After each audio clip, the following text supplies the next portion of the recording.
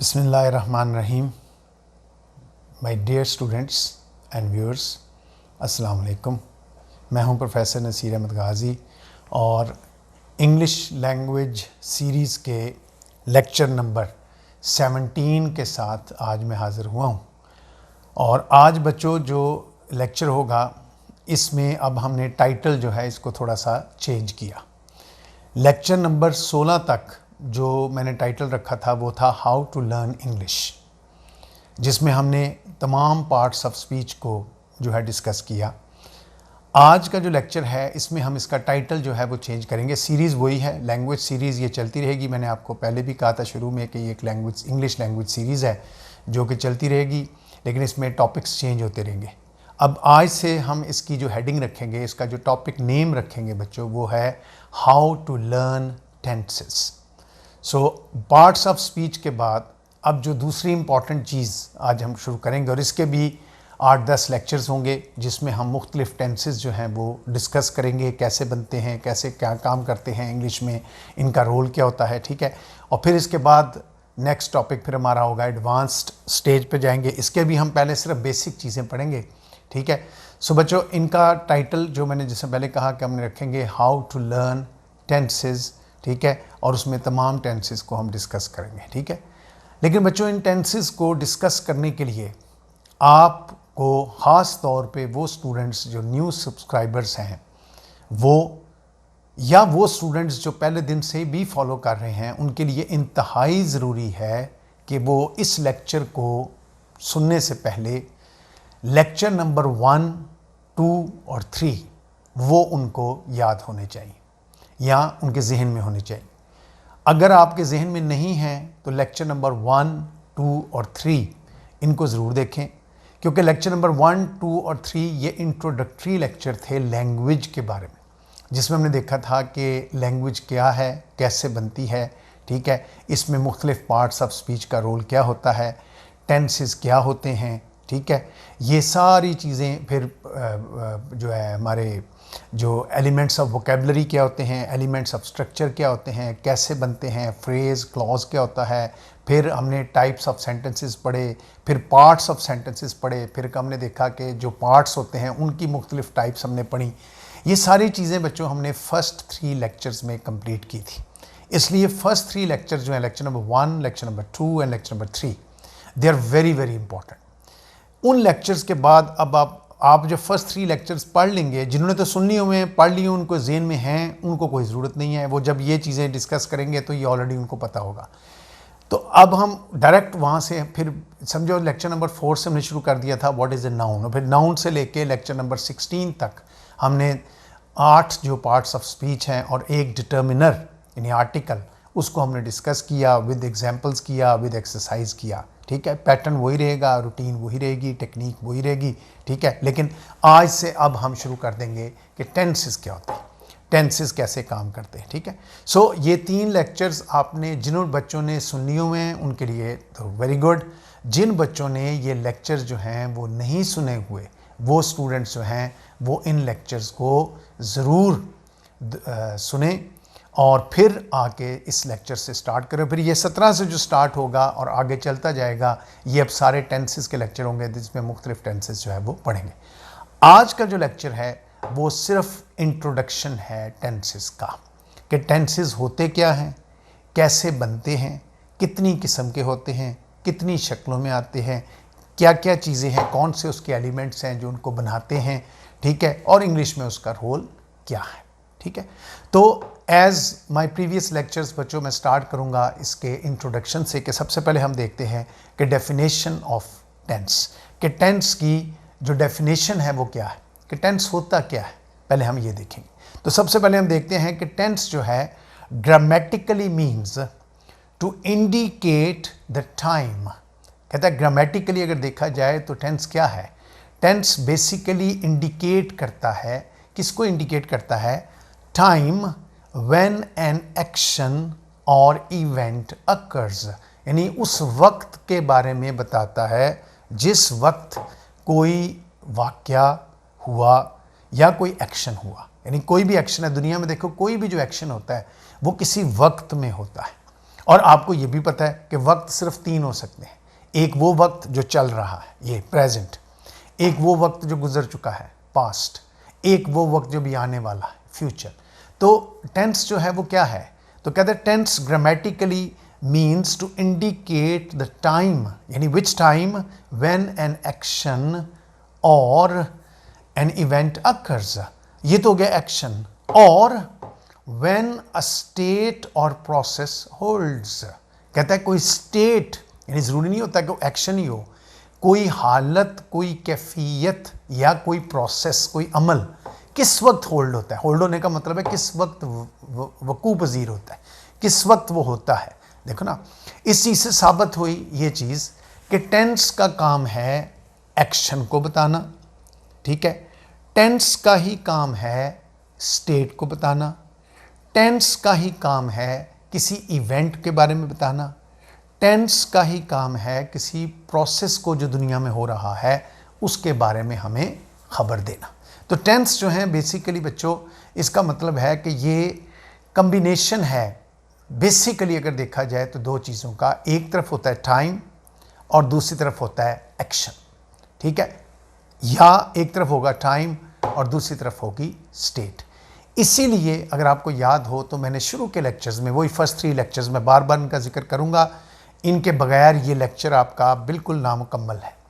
कि जब हम देखते हैं कि टेंस जो हैं ये टाइम से रिलेटेड हैं, तो फिर सबसे मेन एलिमेंट जो है वो क्या है? जो सबसे main element parts of speech का जिसका ताल्लुक टेंस से है बेटा वो है वर्ब। सो वर्ब जो है is basically directly related with tense. और अगर आपको याद हो, मैंने पीछे ये जुमला बोला था कि इंग्लिश में आम तौर पे जब बच्चों को इंग्लिश सीखनी हो तो टीचर कहते हैं जाएं टेंस पढ़ें, टेंस पढ़ें, टेंस पढ़ें। और मैंने कहा था ये गलत कहते। बेसिकली उनको कहना चाहिए जाके पार्ट्स ऑफ स्पीच को पढ़ें, क्योंकि टेंस बेसिकली सिर्फ एक पार्ट ऑफ स्पीच के इस्तेमाल का नाम है और उसका नाम है वर्ब। तो वर्ब, इसलिए हमने पिछले 16 लेक्चर्स में वर्ब को नहीं पढ़ा। मैंने कहा था वर्ब हम पढ़ेंगे जब टेंस से शुरू करेंगे। आज जब हम टेंस से शुरू कर रहे हैं, आज हम इंशाल्लाह अब वर्ब को पढ़ेंगे। तो सबसे मेन एलिमेंट जो है जिसका ताल्लुक, तो फिर वर्ब क्या है? अब हम आ जाते हैं कि वर्ब की डेफिनेशन पे और वर्ब का रोल क्या है। तो वर्ब क्या होता है? कहता है those words that are always used to denote an action और समटाइम्स स्टेट ऑफ समथिंग और समवन। तो किसी भी चीज़ या किसी शख्स के अमल को बताना, जो हमेशा बताए अमल, एक्शन। देखो ना, ये मैं गिलास उठा रहा हूँ, ये एक्शन है। ये मैं पानी पी रहा हूँ, ये एक्शन है। तो जो हमेशा किसी शख्स या किसी चीज़ का एक्शन बताए लेकिन कभी कभी उसकी हालत भी बताए। वैसे मैं कहूँ कि वो बीमार है या वो तंदुरुस्त है, वो खुश है, वो परेशान है, ये हालतें भी जो बताते हैं, ये कौन है? ये भी वर्ब्स ही कहलाते हैं। सो वर्ब का काम है to always tell you about the action of something, but sometimes it tells us about the state of something. अब मैं इसकी मिसाल देता हूँ। वही वर्ड, एक ही मिसाल दूंगा, 2 मिसालें दूंगा, लेकिन वही वर्ड यानी वही वर्ब एक जुमले में उसका रोल और होगा। जिस तरह मैं पहले लेक्चर से आपको पढ़ाता आ रहा हूँ कि वर्ड्स और होते हैं, रोल और होता है। नाउन वर्ब के तौर पे यूज़ हो जाता है, नाउन जेरेंड बन के आ जाता है, ठीक है। इसी तरह एडजेक्टिव्स जो हैं वो कभी कभी इसका जेरेंड्स का काम करते हैं, ठीक है। मिसाल के तौर पे Ahmad has broken the window, Ahmad has broken the window. अब बच्चों अगर इस फिक्रे पे हम देखें तो अहमद वो है जिसने विंडो तोड़ा, यानी subject. Ahmad has broken the window, Ahmad ने खिड़की तोड़ी है। Ahmad has broken the window, खिड़की किसने तोड़ी है? अहमद ने। अब ये क्या जाहिर कर रहा है? यहाँ वर्ब क्या यूज़ हुआ है? वर्ब यूज़ हुआ है ब्रोकन, ठीक है। अब ये जो वर्ब है ब्रोकन, ये क्या जाहिर कर रहा है? ये अमल को जाहिर कर रहा है, ठीक है। लेकिन अगर मैं इसी फिक्रे को थोड़ा सा इस तरह बदल दूँ, द विंडो इज़ ब्रोकन, मैं अगर इसको इस तरह कह दूँ द विंडो इज़ ब्रोकन, इसका मतलब क्या हुआ? खिड़की टूटी हुई है। यानी यहाँ मैं क्या कह रहा हूँ? खिड़की टूटी हुई है, मैंने नहीं कहा तोड़ी है, टूटी हुई है। टूटी हुआ होना खिड़की की हालत है। दरवाज़ा खुला हुआ है, हालत है। खिड़की बंद है, हालत है। खिड़की बंद करो, अमल है। दरवाज़ा खोलो, अमल है। दरवाज़ा खुला है, हालत है। सो देखो, जब मैंने कहा कि द विंडो इज ब्रोकन, तो इधर भी वर्ब तो मैंने क्या यूज़ किया, ब्रोकन। लेकिन ब्रोकन यहाँ किसके तौर पे यूज़ हुआ है, ये यूज़ हुआ है as the verb of state. So याद रखें, वर्ब फिर दो तरह से आते हैं। एक वर्ब ऑफ एक्शन, हमेशा हमेशा हमेशा दुनिया में कोई भी जो अमल होगा वो वर्ब ऑफ एक्शन कहलाएगा। लेकिन कभी कभार देखो ना, वर्ब ऑफ स्टेट, यानी हर स्टेट जाहिर करने वाला लफ्ज वर्ब नहीं होता। मतलब मिसाल मैं कहता हूँ आई एम हैप्पी, ये भी मेरी स्टेट है, तो यहाँ हैप्पी वर्ब तो नहीं है ना, ये तो एडजेक्टिव है। लेकिन मैं कहूँगा आई एम ब्रोकन, मैं टूट चुका हूँ, ठीक है। टेबल इज ब्रोकन, यानी आई एम ब्रोकन का मतलब मेरा दिल टूट चुका है, ठीक है। या माई हार्ट इज ब्रोकन, ठीक है। या मैं कहता हूँ कि द टेबल इज ब्रोकन, ठीक है। तो यहाँ ब्रोकन जो है वो उसकी कैफियत, हालत को जाहिर कर रहा है, स्टेट को जाहिर कर रहा है। तो when a verb tells you about the state of something, हम उसको कहते हैं this is verb of state. And when it tells about the action, action तो हमेशा वर्ब ही बताएगा, लेकिन स्टेट हमेशा वर्ब नहीं बताएगा, लेकिन जो बताएगा वो वर्ब ऑफ स्टेट कहलाएगा, ठीक। उसके बाद हम आ जाते हैं कि वर्ब ऑफ एक्शन जो होते हैं। अब चूंकि दुनिया में ज़्यादातर अमल को जाहिर करना है, जो वर्ब ऑफ एक्शन है वो दो तरह के होते हैं। एक को हम बोलते हैं ट्रांजिटिव वर्ब, एक को हम बोलते हैं इनट्रांजिटिव वर्ब। अब इनमें फ़र्क क्या होता है, सबसे पहले हम देखते हैं ट्रांजिटिव वर्ब। ट्रांजिटिव वर्ब क्या होता है, a verb that needs an object, a verb that needs an object to give complete meaning. देखो, कोई भी जुमला जब फिक्रे में वर्ब आ जाए ना तो उसका मीनिंग तो होगा, लेकिन कंप्लीट नहीं होगा।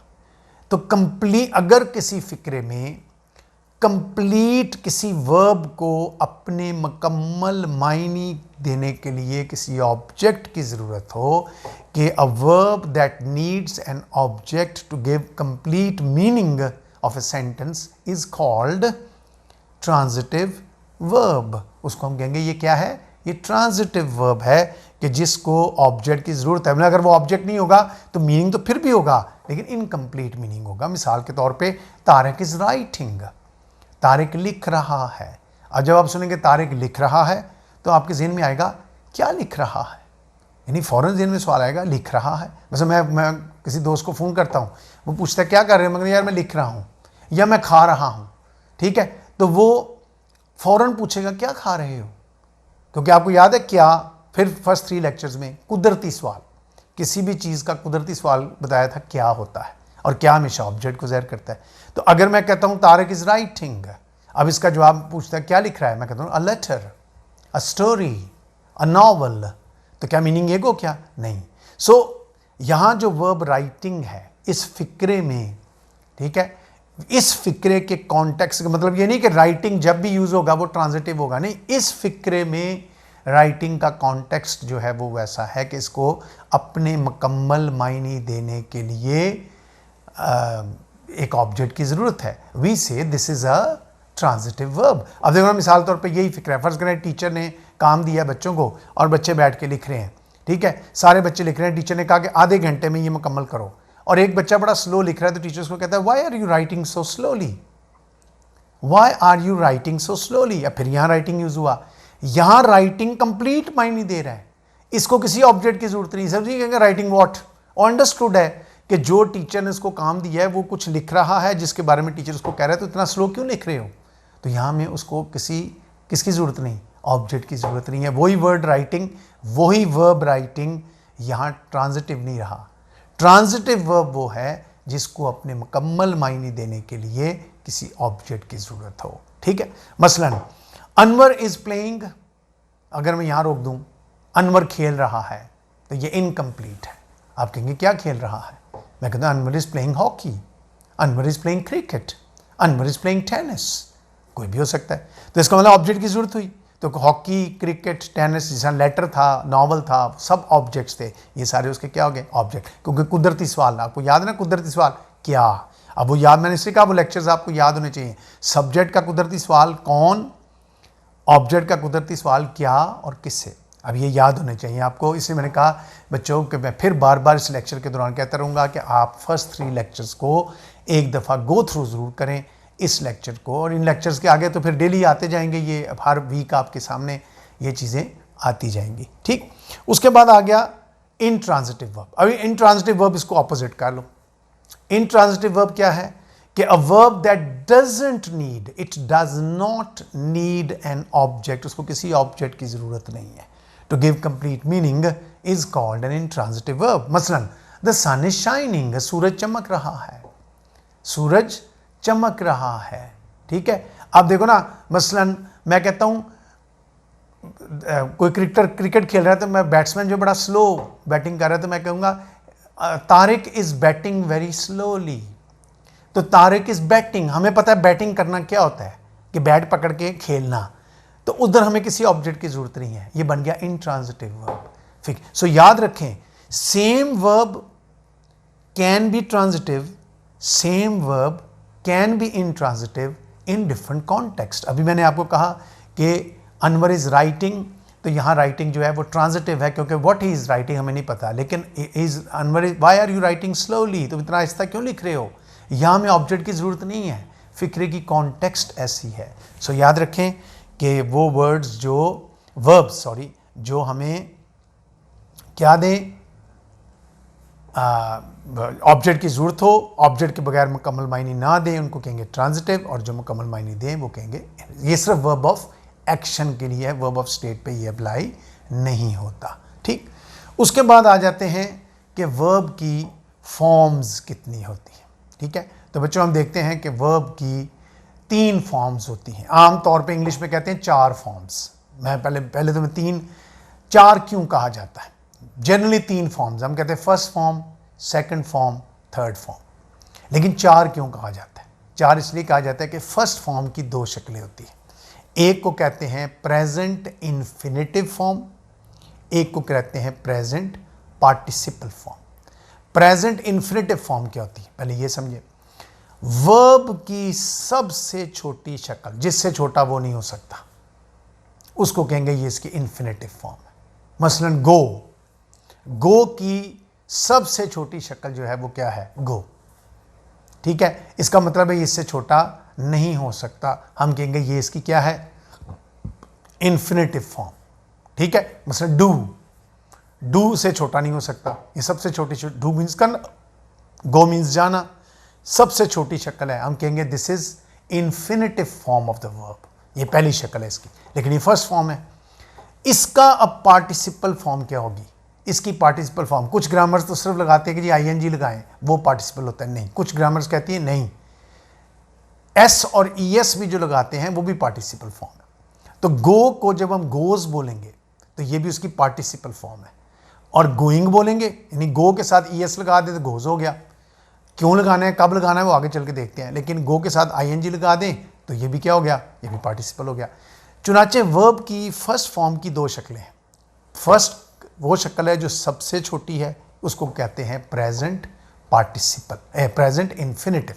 क्या बोलते हैं, प्रेजेंट इन्फिनेटिव। और उसके बाद उसकी दूसरी शक्ल है प्रेजेंट पार्टिसिपल, जैसे मैंने कहा उसके साथ ऐसी हैं ईएस लग जाए या उसके साथ आईएनजी लग जाए। कुछ ग्रामर्स ऐसी हैं जो सिर्फ आईएनजी लगाती हैं और उसको कहती हैं ये पार्टिसिपल है, जबकि कुछ ग्रामेरियंस एस और ईएस को भी पार्टिसिपल्स में वो इन्फिनेटिव नहीं होता। चूंकि वो इन्फिनेटिव नहीं होता तो फिर वो क्या होता है, फिर वो पार्टिसिपल ही होता है। ठीक, उसके बाद आ गई सेकंड फॉर्म, उसका एक ही नाम है, उसको हम बोलते हैं पास्ट, और फिर जो थर्ड फॉर्म होती है उसको बोलते हैं पास्ट पार्टिसिपल। क्या बोलते हैं, पास्ट पार्टिसिपल। अब ये आगे जो टेंसेस पढ़ेंगे, 12 टेंस आप पढ़ोगे, आप देखोगे कि इन्हीं का इस्तेमाल आएगा। साबित हुआ बेसिकली 3 वर्ब है लेकिन 4 शक्लों में आएंगे। तो वर्ब की 4 शक्लें, हम इसको अब इजी करके कैसे बोलेंगे, हम बोला करेंगे V1, V1 का मतलब होगा वर्ब की फर्स्ट फॉर्म। फिर हम बोलेंगे VING, इसका मतलब होगा वर्ब की फर्स्ट फॉर्म यानी पार्टिसिपल फॉर्म। फिर हम बोलेंगे V2, इसका मतलब होगा वर्ब की सेकंड फॉर्म। फिर हम बोलेंगे V3, इसका मतलब होगा थर्ड फॉर्म। ठीक है, आमतौर पर किसी भी वर्ब के साथ, आमतौर पर वर्ब के साथ अगर एस और यस लग जाए तो वो उसकी क्या बन जाती है, वो उसकी पार्टिसिपल फॉर्म बन जाती है, या आईएनजी लग जाए तो पार्टिसिपल फॉर्म बन जाती है। अगर उसके साथ ईडी लग जाए तो वो उसकी सेकंड फॉर्म यानी पास्ट फॉर्म बन जाती है, और अगर उसके बाद फिर ईडी ही लगा रहे तो वो उसकी पास्ट पार्टिसिपल थर्ड फॉर्म का नाम क्या है, पास्ट पार्टिसिपल। सो फिर सुन लो बच्चों कि वर्ब की बेसिकली 3 फॉर्म्स होती हैं, फर्स्ट, सेकंड, थर्ड, लेकिन फर्स्ट की 2 शक्लें होती हैं, एक इन्फिनेटिव सबसे छोटी शक्ल, एक पार्टिसिपल जिसके साथ एस और एस लगे या आईएनजी लगे, उसके बाद सेकंड फॉर्म वो एक ही शक्ल में होता है, एक थर्ड फॉर्म। अब इसमें कॉम्प्लिकेशन क्या है जिसको आपने प्रैक्टिस के साथ सीखना है, टेबल्स के ज़रिए सीखना है। बुक्स में टेबल मंजूर रैन एंड मार्टिन में भी है, और वैसे भी आप गूगल से भी देख सकते हैं कि वर्ब के आप मुख्तलिफ टेबल, जिस तरह एडजेक्टिव की डिग्रीज होती हैं, वर्ब की फर्स्ट फॉर्म क्या है, सेकंड फॉर्म क्या है, थर्ड फॉर्म क्या है। कई अल्फाज ऐसे हैं जिनके साथ तो बड़ा ईजी है, जैसे ना प्ले की फर्स्ट फॉर्म क्या है, प्ले, इसकी पार्टिसिपल फॉर्म क्या हो सकती है, प्लेज या प्लेइंग। सेकंड फॉर्म क्या होगी, प्लेड। थर्ड फॉर्म क्या होगी, प्लेड। ठीक है। वॉन्ट, फर्स्ट फॉर्म वॉन्ट यानी चाहना, उसको वॉन्ट की पार्टिसिपल फॉर्म क्या होगी, वॉन्ट्स, वॉन्टिंग। सेकंड फॉर्म क्या होगी, वॉन्टेड। थर्ड फॉर्म क्या होगी, वॉन्टेड। ठीक है। सो इसी तरह shout, shouts, shouts, shouting. Second form shouted, third form shouted. बड़ा इजी है। अब आ जाते हैं जो इजी नहीं है, कि कुछ ऐसे अल्फाज हैं जिनकी फर्स्ट फॉर्म शायद एक जैसी होती है, सेकंड फॉर्म में जब जाते हैं अल्फाज बदल जाते हैं, थर्ड फॉर्म में फिर बदल जाते हैं। मसला मिसाल के तौर पे गो की इन्फिनेटिव फॉर्म है गो, लेकिन गो की जो पार्टिसिपल फॉर्म है प्रेजेंट पार्टिसिपल यानी फर्स्ट फॉर्म की ही पार्टिसिपल शक्ल क्या है, गोज और गोइंग। इसकी सेकंड फॉर्म क्या है, सेकंड फॉर्म, अब पीछे क्या रूल बताया कि ईडी लगा दें तो फिर तो बन जाएगी गोड, नो, इसकी सेकंड फॉर्म है वेंट।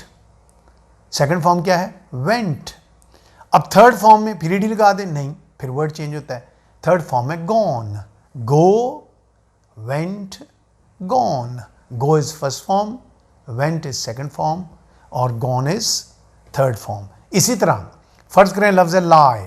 लाई के बच्चों 2 मीनिंग होते हैं, एक लाई का मतलब होता है झूठ बोलना, एक लाई का मतलब लेटना, बेड पे लेटा हुआ है, रखना, ठीक है, इस तरह की सेंस में आता है। ठीक है। कुछ करना, वो भी उसमें भी कभी कभी हम लाई के सेंस ही आगे मैं पढ़ाऊंगा, जब टेंसेस को डिटेल में पढ़ाऊंगा तब पढ़ाऊंगा। अब लाई जो है जब ये आम सेंस में यूज़ होगा तो फर्स्ट फॉर्म इसकी वही होगी, चाहे वो सेंस हो लेटना, चाहे सेंस हो झूठ बोलना, ठीक है, चाहे सेंस हो किसी चीज़ को, जैसा मुर्गी अंडे दे वो भी ले की सेंस में आ जाता है, तो वो भी लाए। लाए की फर्स्ट फॉर्म तो लाए ही रहेगी, पार्टिसिपल फॉर्म भी क्या रहेगी, लाइज और लाइंग। लाइज, लाइंग ये प्रेजेंट पार्टिसिपल। लेकिन जब हम उसकी सेकंड फॉर्म पे जाएंगे तो जो तो होगी ना झूठ बोलना, उसकी सेकंड फॉर्म क्या हो जाएगी, लाइड, LIED, लाइड। थर्ड फॉर्म भी क्या होगी फिर, LIED, लाइड। लेकिन लेटना या रखना, इसकी सेकंड फॉर्म जो है वो क्या होती है, ले। सेकंड, फर्स्ट फॉर्म इसकी वही रहेगी, सेकंड फॉर्म क्या होगी, ले, और थर्ड फॉर्म क्या होगी, लेड। थर्ड फॉर्म क्या होगी, लेड। ठीक है। तो इसका मतलब क्या हुआ कि ये वो चीज़ें हैं जो हमें टेबल से याद रखनी पड़ती है और प्रैक्टिस से आ जाती हैं, प्रैक्टिस करते हैं। क्योंकि ज़्यादातर में तो देखो ना, ज़्यादातर में बेसिक रूल ही अप्लाई होता है कि ईडी लगाएं सेकंड फॉर्म, ईडी लगाएं थर्ड फॉर्म, कुछ में आपको करना पड़ता है। एक और मिसाल में देता हूँ, हैंग। हैंग का मतलब होता है कोई चीज़ लटकाना, और हैंग का मतलब फांसी पे लटकाना। अब अगर हैंग का मतलब, हैंग फर्स्ट फॉर्म है, चाहे वो चीज़ हो लटकाना या फांसी पर लटकाना, दोनों सूरतों में हैंग के साथ हम जब इसका पार्टिसिपल लिखेंगे तो वो होगा हैंग्स या हैंगिंग, हैंग्स या हैंगिंग। ठीक। लेकिन जब कोई चीज़ लटकाना सेंस हो, यानी मैं कहता हूँ इसको इस पे दीवार पे लटका दो, स्कील पे लटका दो, ठीक है, कपड़ों को, तो उसको मैं क्या कहूँगा, सेकंड फॉर्म क्या होगी उसकी, हंग। थर्ड फॉर्म क्या होगी, हंग। लेकिन अगर मैं कहूँ फांसी पे लटकाया है इसको, मैं कहूँगा he was hung, no, he was hanged, तो क्या होगी, हैंग्ड। ठीक है, और थर्ड फॉर्म भी क्या होगी, हैंग्ड।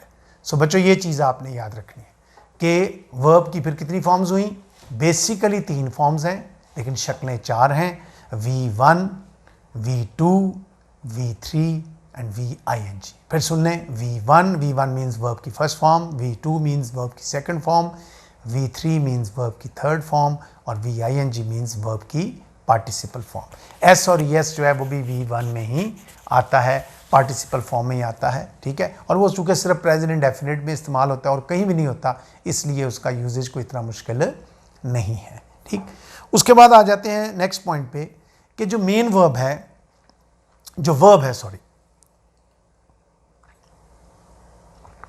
वो इंग्लिश में कितनी शक्लों में आता है।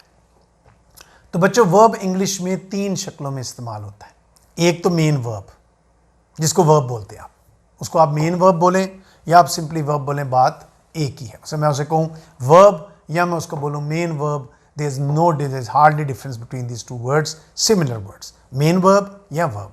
ठीक है, वर्ब जो एक्शन को बताए, which tells us about the action, we say this is main verb, sometimes it tells us about the state as well। ठीक है, ये मेन वर्ब है, 99% ये इस्तेमाल होगा।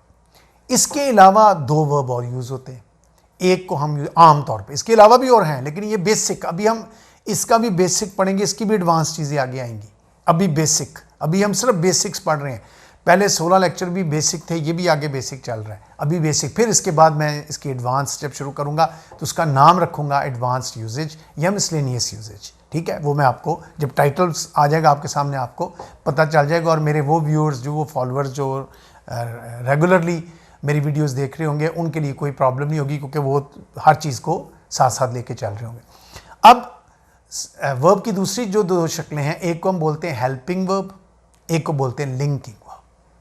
इंग्लिश लैंग्वेज में इंग्लिश ग्रामेरियंस जो हैं इनके लिए वर्ड यूज करते हैं auxiliaries.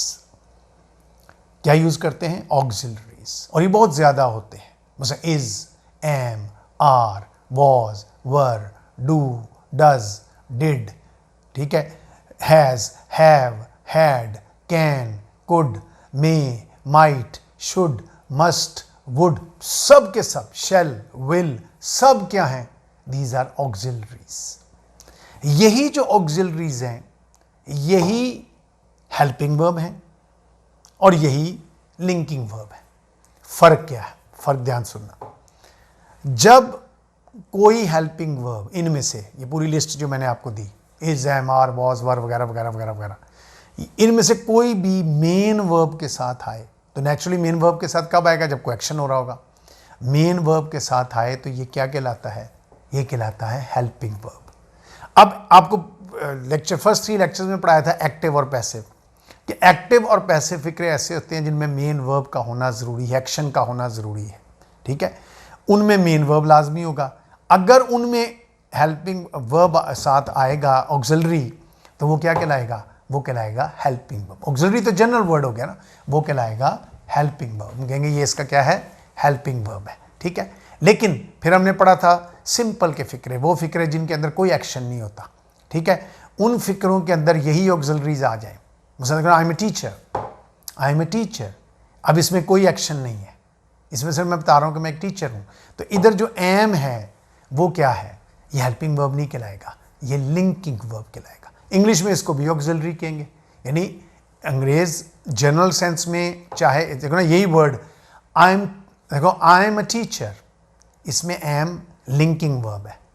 I am teaching the students, I am teaching you through my video, तो ये क्या है, ये हेल्पिंग वर्ब बन गया, क्योंकि यहाँ मैंने वर्ब टीचिंग यूज़ किया है और उसके साथ मैंने एम लगाया।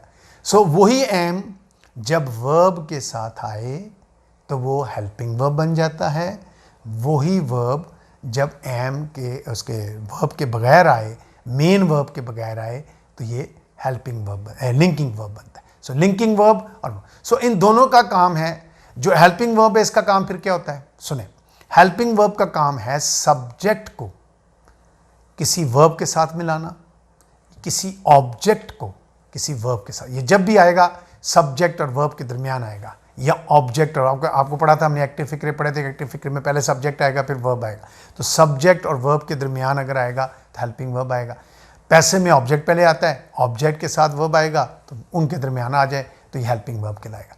पहला काम तो इसका ये है कि इन दोनों को लिंक करना, सब्जेक्ट को वर्ब के साथ या ऑब्जेक्ट को वर्ब के साथ। दूसरा काम दोनों सूरतों में इसका क्या होता है, टाइम बताना। और याद रख लें, जब हेल्पिंग वर्ब फिक्रे में मौजूद हो, फिर सुनने ध्यान से, जब हेल्पिंग वर्ब फिक्रे में मौजूद हो तो टाइम सिर्फ हेल्पिंग वर्ब ही बताता है, मेन वर्ब कभी नहीं बताता। मेन वर्ब का काम ही नहीं है, ठीक है, कि वो टाइम बताए। मसलन देखो ना, he is a teacher, he was a teacher, he will be a teacher. इसमें इज़ ने प्रेजेंट का बताया, वॉज ने प्रेजेंट बताया, विल बी ने प्रेजेंट का बताया, या फ्यूचर का बताया, वॉज ने पास्ट का बताया। तीनों टाइम चेंज किए किसने, लिंकिंग वर्ब ने। इसी तरह he is playing cricket, playing action बता रहा है, टाइम नहीं बता रहा। Playing does not mean, playing का मतलब है खेल रहा है। He is playing cricket present, he was playing cricket past, he will be playing cricket future.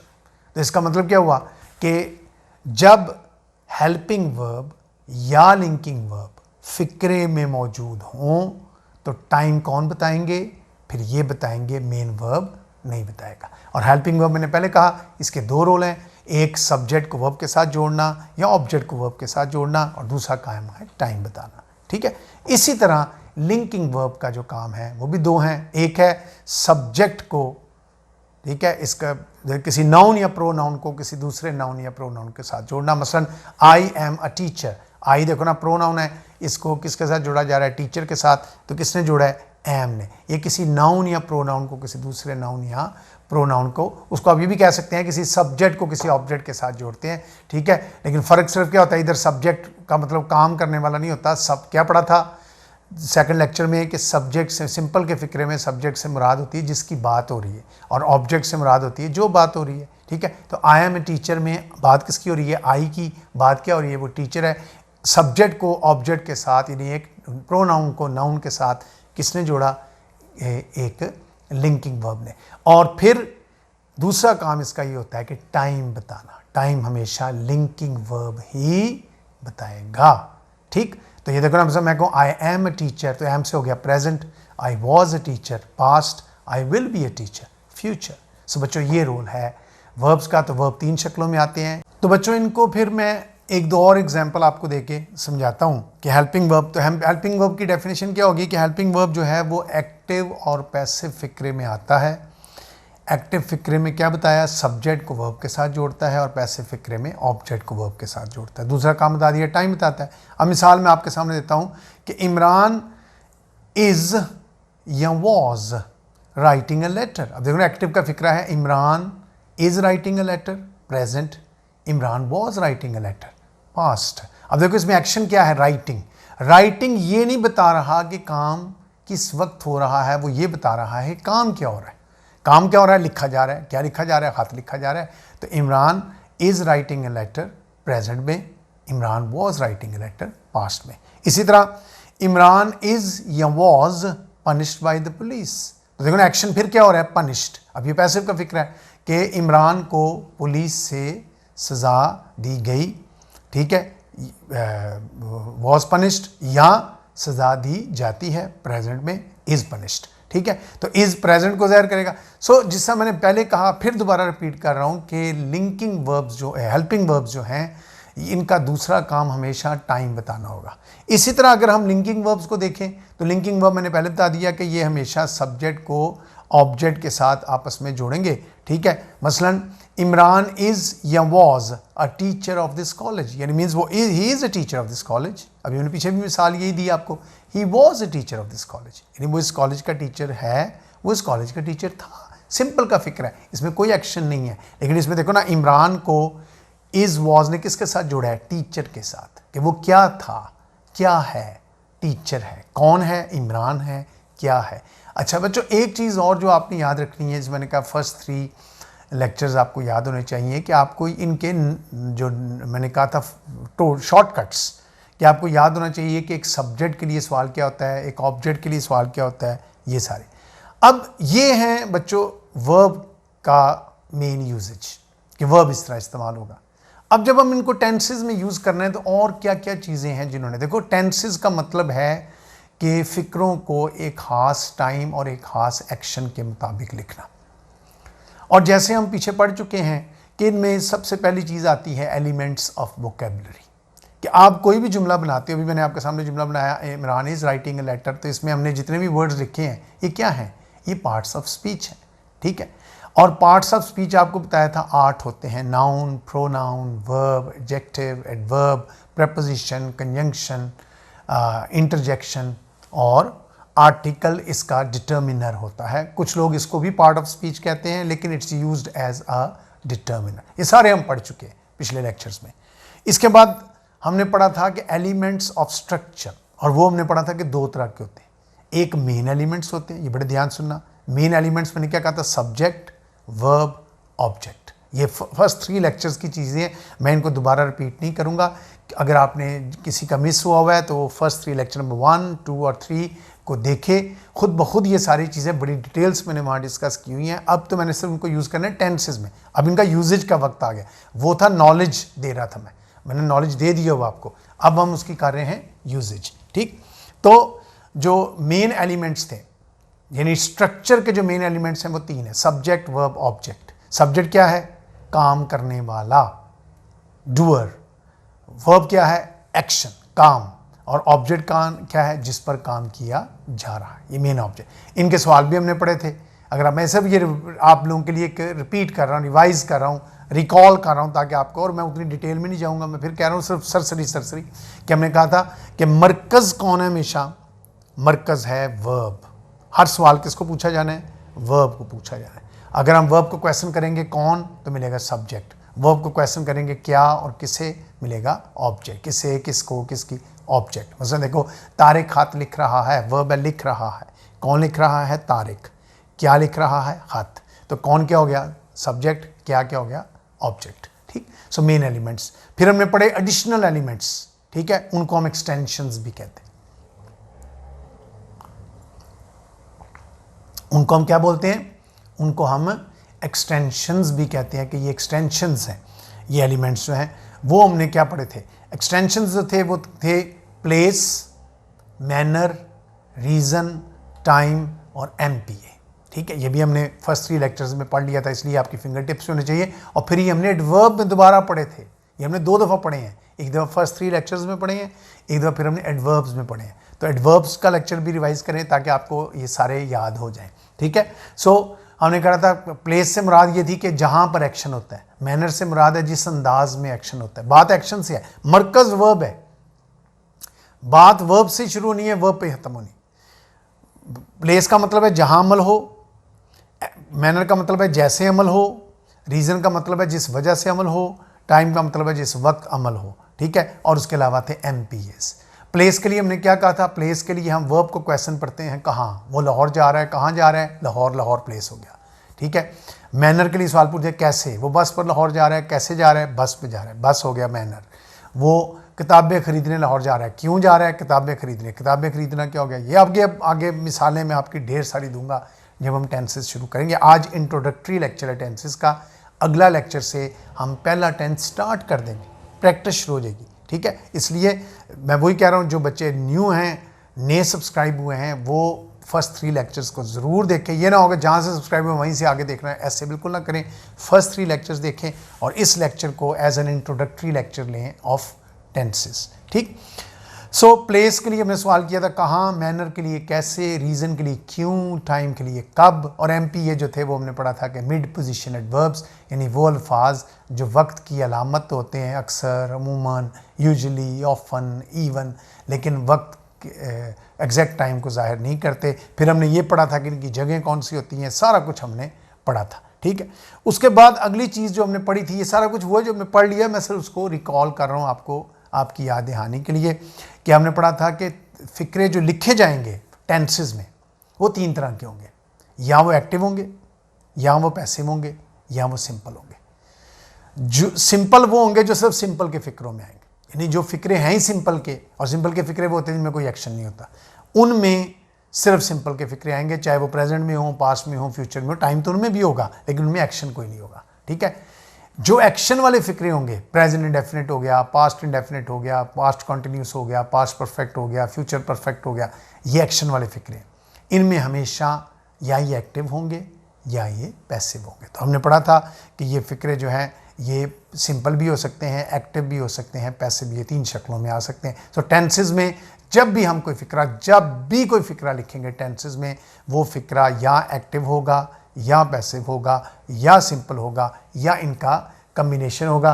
क्योंकि हमने पढ़ा था कि ये फिक्रे जो हैं इनमें इंडिपेंडेंट क्लॉजेज, फ्रेजेस, फिर हमने पढ़ा ये एलिमेंट सारे वर्ड की शक्ल में भी आ सकते हैं, फ्रेज की शक्ल में भी आ सकते हैं, क्लॉज की शक्ल में भी आ सकते हैं। फिर हमने क्लॉज की किस्में पढ़ी थी, इंडिपेंडेंट क्लॉज, सबऑर्डिनेट क्लॉज, सब कुछ पढ़ चुके हैं बच्चों। इसलिए इनको पढ़ने के लिए फर्स्ट 3 लेक्चर्स अगर आपके मिस हुए हैं, बार बार मैं कह रहा हूँ उनको देखें कि क्लॉज जो हैं वो आप, फिर हमने क्लॉज से देखा कि फ़िक्रे कैसे बनते हैं, जो फ़िक्रे जो है उनमें उनकी शक्लें क्या होंगी, उनमें कंपाउंड सेंटेंस, उनमें सिंपल सेंटेंस, उनमें कॉम्प्लेक्स कंपाउंड सेंटेंस, इस तरह के सेंटेंसेस जो हैं वो आ जाते हैं। ये सारे टेंसेज में ये सारी किस्में आनी। टेंसेज में फ़िक्रे ज़रूरी तो नहीं है ना कि एक ही हिस्से के हों, 2-2, 3-3 हिस्से होंगे। ऐसा फ़िक्रा भी होगा जिसका एक हिस्सा एक्टिव हो, एक हिस्सा पैसिव हो, एक हिस्सा, कुछ भी हो, हर फिक्रा में या एक्शन एक्टिव होगा या पैसिव होगा, और एक्शन नहीं होगा तो सिंपल होगा। इनका कॉम्बिनेशन भी हो सकता है, एक ही फिक्रे में तीनों इकट्ठे भी आ सकते हैं, ठीक है। यानी मीन्स कि एक ही फिक्रा ऐसा हो सकता है कि जिनमें तीनों का इस्तेमाल जो है वो इकट्ठा भी आ सकता है। वो मैं आगे प्रैक्टिस में आपको इंशाल्लाह बताऊंगा किस तरह इनका इस्तेमाल इकट्ठा आएगा। मैंने कहा आज बेसिक लेक्चर है, इंट्रोडक्टरी लेक्चर है सिर्फ टेंसेस का। सिंपल फिक्रे हमने क्या पढ़ा था कि सिंपल फिक्रे वो होते हैं कि जिनके अंदर सिर्फ किसी नाउन या प्रोनाउन की 3 चीज़ें बताई जाती हैं, आइडेंटिटी, पोजेशन एंड स्टेट। किसी की मलकियत, किसी की हालत और किसी की जो है पहचान। तो हम कहते हैं कि ये सिंपल के फिक्रे हैं। फार्मूला हमने इसका क्या पढ़ा था, ये सब फिर वो चीज़ें हमने पढ़ा था कि पहले इसके सब्जेक्ट आएगा। सब्जेक्ट का मतलब काम करने वाला नहीं होगा, सब्जेक्ट का मतलब होगा जिसकी बात हो रही है। उसके बाद हमेशा लिंकिंग वर्ब आएगा। लिंकिंग वर्ब, सिंपल के फिक्रे में जो वर्ब यूज़ होगा वो हमेशा लिंकिंग वर्ब होगा, चाहे वो इज़ हो, एम हो, आर हो, वॉज हो, वर हो, डू हो, डज हो, कैन हो, कुड हो, शेल हो, वुड, विल हो, शुड हो, मस्ट हो, कोई भी हो, ये जितने ऑक्सिलरीज हैं, ठीक है। इनके भी आगे 2 किस्में, एक सिंपल ऑक्सिलरीज होते हैं, एक मॉडल ऑक्सिलरीज होते हैं, आगे चल के बताऊंगा आपको, ठीक है। ये सारे जो हैं वो इस्तेमाल होंगे, ठीक है। इनमें जो is, am, are, was, were, shall, will, ये जो बेसिक है, has, have, do, does, did, इनको कहते हैं ऑक्सिलरीज। और जो होते हैं can, could, should, must, may, might, shall, will, इनको कहा जाता है मॉडल ऑक्सिलरीज। यानी एक ऑक्सिलरीज, एक मॉडल ऑक्सिलरीज। तो ये 2 तरह के होते हैं, लेकिन हम इनको जनरली हेल्पिंग वर्ब्स या लिंकिंग वर्ब्स के नामों से ज़्यादा करेंगे, क्योंकि हमें इस तरह इजी लगता है कि जब हम कहेंगे हेल्पिंग वर्ब तो ज़हन में फ़ौरन आएगा किसी एक्शन के साथ आ रहा है, जब कहेंगे लिंकिंग वर्ब तो फ़ौरन ज़हन में आएगा सिंपल के फिक्रों में आ रहा है, ठीक। तो इनका फार्मूला हमने पढ़ा था कि सब्जेक्ट पहले आएगा, फिर उसके बाद लिंकिंग वर्ब आएगा, फिर उसके बाद ऑब्जेक्ट आएगा। ऑब्जेक्ट से मुराद होगी जो बात हो रही, काम नहीं, इसमें काम का लफ्ज़ ही नहीं आना। और उसके बाद एक्सटेंशन इधर भी आ सकती है, PMRT। उसका फार्मूला क्या बनाया था, PMRT, याद ना, प्लेस, मैनर, रीज़न, टाइम। और मैंने कहा था एक्सेप्शंस अपनी जगह, जनरली ये फार्मूला ऐसे ही रहेगा। दुनिया का कोई भी फिक्रा बने, अब फिक्रे अगली इंशाल्लाह जो लेक्चर होगा उससे हम फिक्रे बनाने शुरू कर देंगे, प्रैक्टिस शुरू कर देंगे। आपको पता चलेगा ये फार्मूले जो मैंने फर्स्ट 3 लेक्चर्स में आपको बताए थे ये कितने इफेक्टिव होंगे। कॉम्प्लिकेटेड से कॉम्प्लिकेटेड फिक्रे भी इससे बन जाएंगे, ठीक। सो तारिक इज़ अ टीचर, ठीक है ना। देखो ना, मैं कहता हूँ तारिक इज़ अ टीचर, तो इसमें इज़ क्या है, लिंकिंग वर्ब है जो कि तारिक को टीचर के साथ लिंक कर रहा है। कि तारिक कौन है, सब्जेक्ट, और उसका ऑब्जेक्ट क्या है, टीचर। यानी तारिक के बारे में क्या बात हो रही है कि वो टीचर है, ठीक है। बेसिकली तो प्रेडिकेट है, हमने क्या पढ़ा था, सब्जेक्ट एंड प्रेडिकेट। सब्जेक्ट वो जिसकी बात हो रही है, प्रेडिकेट जो बात हो रही है, ठीक है ना। मतलब मैं कहता हूँ तारिक हैज़ ए कार, तो यहाँ तारिक की पोजेशन स्टेट शो हो रही है। तारिक इज़ वेरी हैप्पी, यहाँ तारिक की स्टेट जाहिर हो रही है, ठीक। सो सिंपल के फिक्रे हमने, और ये चूँकि मैं फिर आपको लग रहा होगा शायद मैं ये तेज़ बोल रहा हूँ, ये मैं तेज़ इसलिए बोल रहा हूँ कि बच्चों ये वो चीज़ें हैं जो मैं आपको बार बार पढ़ा चुका हूँ, ठीक। उसके बाद आ जाते हैं एक्टिव सेंटेंस। एक्टिव सेंटेंस ने क्या कहा था कि सेंटेंस जो है in which we talk about a subject who is doing something, यानी जो सब्जेक्ट हो और वो कुछ कर रहा हो, सब्जेक्ट की बात हो रही हो, नुमाया बात, और वो कुछ कर रहा हो। फार्मूला हमने क्या पढ़ा था, जनरल फार्मूला टेंस के मुताबिक बदलता रहेगा कि सबसे पहले आएगा इसके सब्जेक्ट, उसके बाद क्या आएगा वर्ब। अब वर्ब अकेला भी आ सकता है, मेन वर्ब और हेल्पिंग वर्ब दोनों इकट्ठे भी आ सकते हैं, ये टेंस के मुताबिक। देखो ना, मैंने आपको कहा था कि टेंस नाम है वर्ब की तब्दीली का।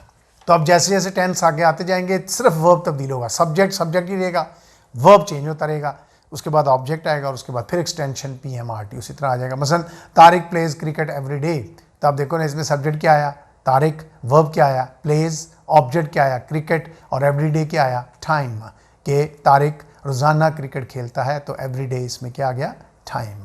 ठीक, इसी तरह पैसिव का फिक्रा बच्चों अगर हम देखें तो पैसिव के फिक्रे में कि ऐसा फिक्रा कि in which we talk about an object on whom या विच समथिंग इज डन, जो खुद नहीं कुछ कर रहा उसके ऊपर कुछ किया जा रहा है। ठीक है, तो हम कहेंगे कि ये पैसिव का फिक्रा है। और पैसिव के फिक्रे का फार्मूला आपको बताया था, हमेशा पहले क्या आएगा ऑब्जेक्ट आएगा और उसके बाद हमेशा हमेशा हमेशा हमेशा हेल्पिंग वर्ब आएगा। और ये आगे फार्मूला भी आपको बताया था, अगर आपको याद हो कि हाउ टू कन्वर्ट, मैं अभी भी दोबारा उसको रिपीट भी करूँगा, लेकिन आपको फार्मूला तब भी बताया था, अभी फिर रिपीट करूँगा कि पहले होना चाहिए ऑब्जेक्ट, उसके बाद linking verb, helping verb, sorry helping verb लाजमी होना पैसिव। एक्टिव में जरूरी नहीं कि हेल्पिंग, प्रेजेंट इंडेफिनिट में कोई हेल्पिंग वर्ब नहीं होता, आई प्ले क्रिकेट कोई हेल्पिंग वर्ब नहीं, लेकिन पैसिव में ऐसा नहीं हो सकता। There can be no passive जिसमें हेल्पिंग वर्ब ना हो, there has to be a helping verb. ठीक, तो इसमें हेल्पिंग वर्ब, उसके बाद V3 वर्ब की हमेशा थर्ड फॉर्म लगेगी, ये जनरल फार्मूला है। फिर टेंस के मुताबिक बदलता रहेगा, क्या बदलेगा V3 कभी नहीं बदलेगा। अब देखो ना टेंस बदलें, 12 के 12 टेंस बदलें, उसमें हेल्पिंग वर्ब बदलेगा पैसिव में। एक्टिव में मेन वर्ब भी बदलेगा, हेल्पिंग वर्ब भी बदलेगा। पैसिव में सिर्फ और सिर्फ हेल्पिंग वर्ब बदलेगा, मेन वर्ब कभी नहीं बदलेगा, वो हमेशा हमेशा हमेशा वर्ब की थर्ड फॉर्म ही रहेगा, ये रट लें ये बात। ठीक, उसके बाद सब्जेक्ट और एक्सटेंशन, ये सारा कुछ हम चूँकि पढ़ चुके हैं। मिसाल है Aslam is punished by the teacher, इसमें देखें ना किसकी बात हो रही है, असलम की, किसे सज़ा दी जा रही है, असलम को, कौन सज़ा दे रहा है, टीचर दे रहा है, टीचर सब्जेक्ट है वो बाद में आया है, असलम पहले आया है। ठीक है, इज़ क्या आया इसमें, हेल्पिंग वर्ब, पनिश्ड क्या आया, वर्ब की थर्ड फॉर्म, पनिश क्या आया, वर्ब की थर्ड फॉर्म, और बाय द टीचर, टीचर क्या हुआ सब्जेक्ट, तो इसमें सब्जेक्ट यूज़ हुआ। उसके बाद टेंसेस से रिलेटेड अगली बड़ी इंपॉर्टेंट चीज़ जो आप जब टेंसेस पढ़ेंगे, ये चूँकि फिर मैंने कहा तारफ़ी है जो चीज़ आपको जिसका सामना करें, ये सारी वो चीज़ें हैं जिनका आपको सामना करना पड़े। वर्ब का आपको सामना करना पड़ेगा, वर्ब की तब्दीलियों का सामना करना पड़ेगा, आपको हर फिक्रे जो पढ़ेंगे रोज़ाना मेन वर्ब भी देखेंगे, हेल्पिंग वर्ब भी देखेंगे, लिंकिंग वर्ब भी देखेंगे। ठीक है, आप एक्टिव पैसिव सिंपल फिक्रों का सामना करना पड़ेगा, हर वक्त ये फिक्रे आपके सामने होंगे, ये एक्टिव होगा या पैसिव होगा या सिंपल होगा, ये आपकी फिंगर टिप्स पे होने चाहिए। ठीक है, इसलिए मैं इसको थोड़ा सा रिवाइज भी कर रहा हूँ ताकि ये चीज़ें। फिर हमने पढ़ा था कि how to convert an active into passive and passive into active.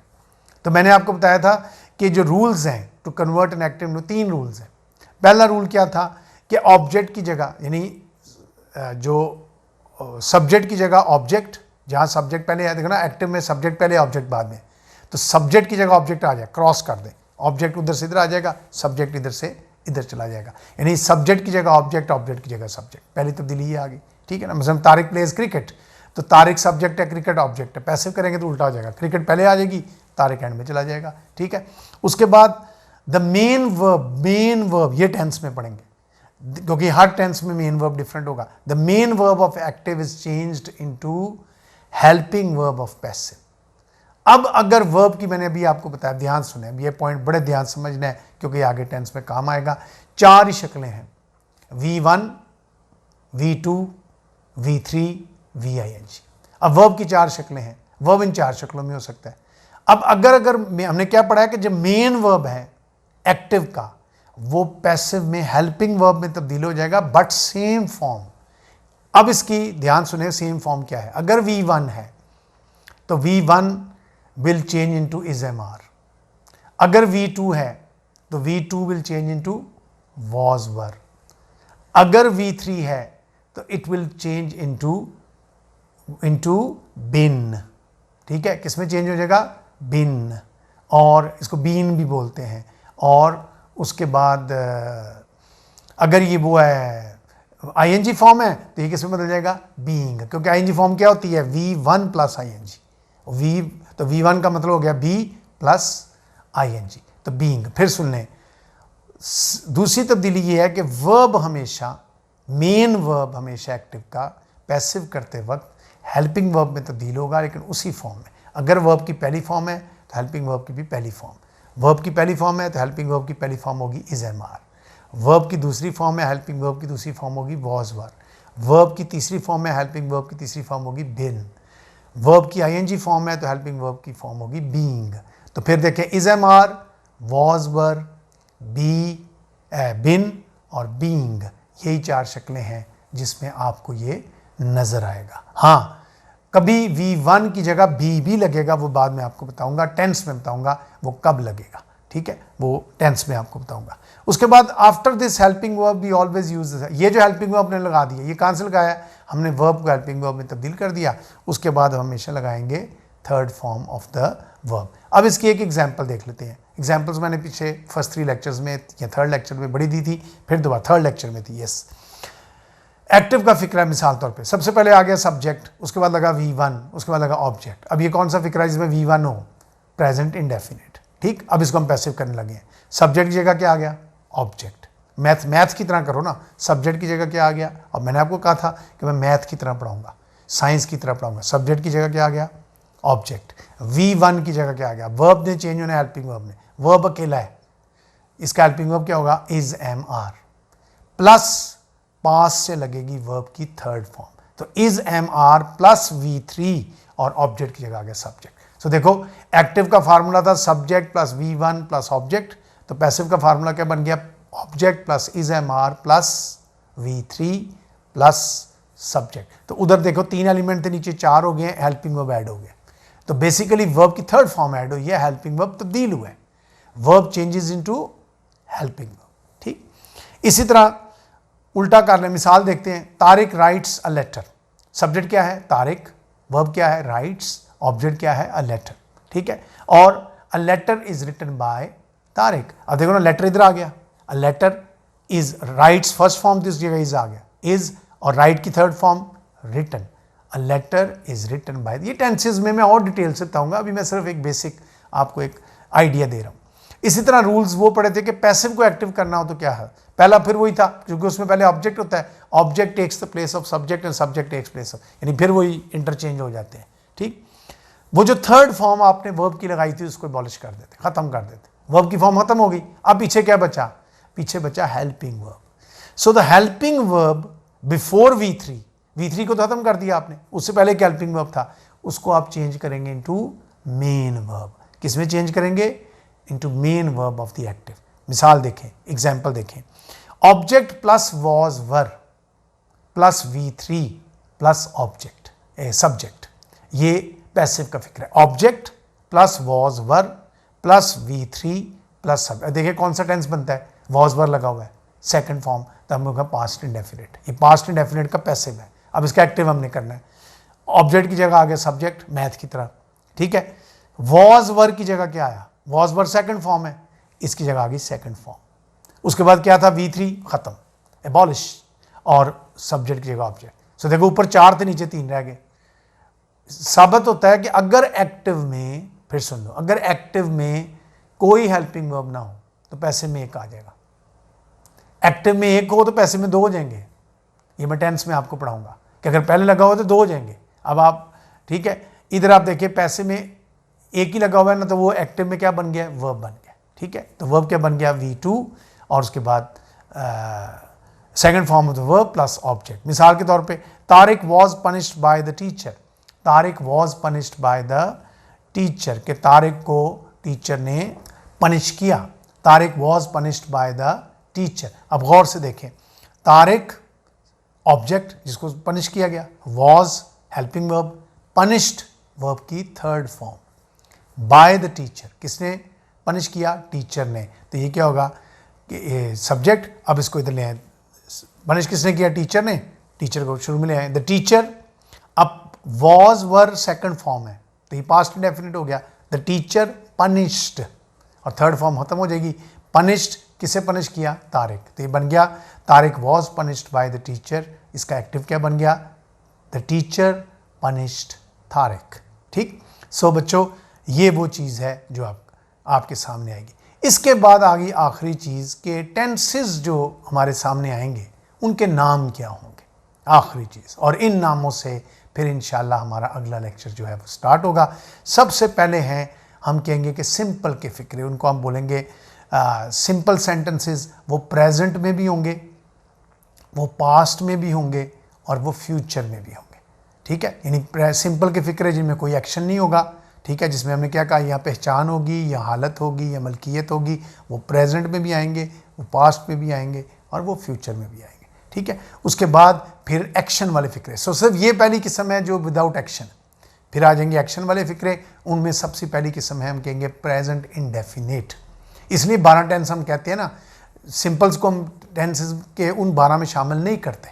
ठीक है, वो सिंपल है, उनमें कोई एक्शन नहीं है। एक्शन वाले फ़िक्रे 12 किस्म के होते हैं। ठीक है, उनमें प्रेजेंट इंडेफिनेट, इसको प्रेजेंट सिंपल भी कहते हैं कई ग्रामरियंस, लेकिन हमारे पाकिस्तानी किताबों में इसको हम इंडेफिनेट के नाम से, लेकिन आप दोनों नाम ज़हन रखें, प्रेजेंट इंडेफिनेट या प्रेजेंट सिंपल। असल में इसको अपन प्रेजेंट सिंपल कहना तो वो पहले वाले सिंपल के साथ कंफ्यूज हो जाता है, इसलिए हम इसको इंडेफिनेट कहते हैं। Present indefinite, past indefinite, future indefinite, यानी इंडेफिनेट के आएंगे। उसके बाद present continuous, past continuous, future continuous. Continuous के 3 किस्में होंगी। फिर उसके बाद present perfect, past perfect, future perfect, उनकी 3 किस्में होंगी। और आखिर में present perfect continuous, past perfect continuous and future perfect continuous, ये 3 किस्में होंगी। तो ये देखो, इंडेफिनेट के 3, कॉन्टीन्यूस के 3, परफेक्ट के 3 और परफेक्ट कॉन्टीन्यूस के 3, 3 चौके 12, 12 किस्म के आपके टेंसेस आएंगे।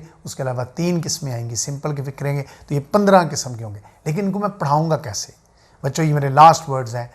मैं सिंपल के फ़िक्रे जब होंगे तो वो लेक्चर मेरा सिर्फ सिंपल का होगा, वो चाहे जितनी देर का भी हो। सिंपल के फ़िक्रे तमाम हम उसमें डिस्कस करेंगे, प्रेजेंट, सिंपल, पास्ट, फ्यूचर।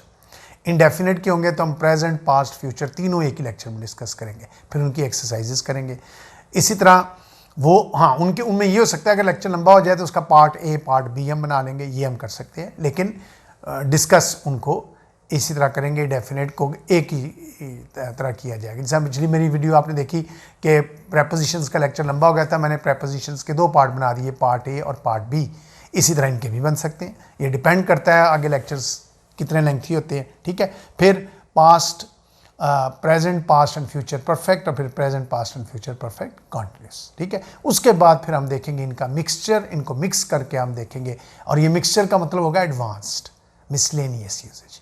ठीक है, सो बच्चों ये था एक इंट्रोडक्शन कि टेंसेस जब हमने पढ़ने हैं तो टेंसेस वर्ब से शुरू होने हैं, वर्ब की किस्मों से शुरू होने हैं, एक्टिव, पैसिव, सिंपल में आने हैं, और फिर आगे 12 टेंसेस में इन्होंने शामिल हो जाना है, प्लस 3 सिंपल के फ़िक्रों में शामिल होना है। इसका मतलब है कि ये 15 किस्में हैं। दुनिया का कोई फ़िक्रा भी लिखा जाएगा वो इन 15 किस्मों में से कोई होगा। वो यहाँ प्रेजेंट सिंपल होगा, पास्ट सिंपल होगा, फ्यूचर सिंपल होगा। वो यहाँ प्रेजेंट डेफिनेट होगा, पास्ट इंडेफिनेट। अच्छा, यहाँ इनका मिक्सचर होगा, मिक्सचर भी हो सकता है। ठीक है, इंशाल्लाह अगले लेक्चर्स में हम इनको 1 बाय 1 अलग अलग करके करेंगे। लेकिन मेरी बच्चों फिर रिक्वेस्ट है आपसे कि जिन बच्चों ने पिछले लेक्चर्स देखे भी हैं या नहीं देखे, वो टेंसेस को अब मेरे साथ फॉलो करने के लिए lecture number 1, lecture number 2, lecture number 3 and lecture number 17 जो आज मैं दे रहा हूँ, इन 4 लेक्चर्स को थॉरोली पहले देखें, तवज्जो से देखें। पूरा वीक आपको पता है गैप आता है, आपके पास टाइम होता है, आप एक रोज़ का एक बैठ के एक ही लेक्चर 1 एक दिन देखें, एक दिन लेक्चर नंबर 2 तवज्जो से देखें, तो फिर आप जैसे मैं टेंसेस पढ़ाऊंगा बच्चों, आपको बहुत अच्छी समझ आएगी। ठीक है, बेहतरीन तरीके से आपका तैयार होगा। ठीक है, मुझे उम्मीद है कि ये तारुफी लेक्चर टेंसेस का आपको समझ आ गया होगा, आपको पता चल गया होगा कि टेंसेस में क्या क्या चीज़ें आनी आगे जो हमने पढ़नी है। अल्लाह ताला आपका हामी नासिर हो। खुदा हाफिज़।